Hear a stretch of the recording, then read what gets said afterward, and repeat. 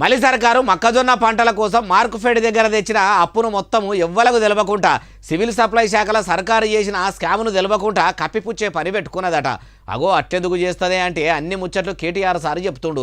మీరు కూడా ఆయన మాటలనే ఇనుండ్రి. అయ్యా కేటీఆర్ సార్ ఇక సురువు చెయ్యండి. ఇంకొక మాట వాస్తవం ఏంటంటే ఇవాళ ఈ రాష్ట్ర ప్రభుత్వం మార్క్ఫెడ్ ద్వారా 22,700 కోట్ల అప్పు తెచ్చింది.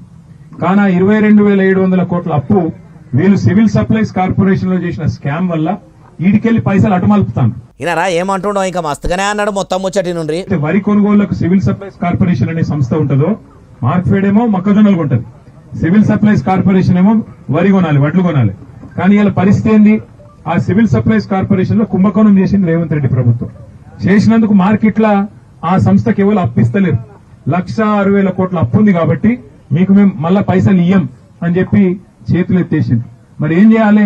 వడ్లు పండించిన వాళ్ళు ఎక్కువ ఉన్నారు కాబట్టి మార్క్ఫెడ్ ద్వారా పైసలు తీసుకొని లోన్ తీసుకొని ఈ పైసలు అటుమలిపి మొత్తానికి ఏదో కొన్ని రోజులు టైం పాస్ చేద్దామనే ఆలోచనలో ప్రభుత్వం ఉన్నది.